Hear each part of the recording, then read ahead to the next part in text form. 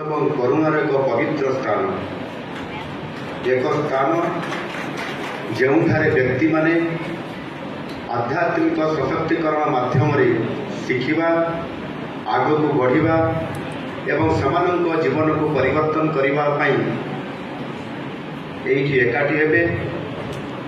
ଏହା ଆଶା ଏବଂ ଏକତାର ପ୍ରତୀକ, ଯାହା ଆମ ସଂଗଠନର ମୂଲ୍ୟବୋଧକୁ ପ୍ରତିଫଳିତ କରେ।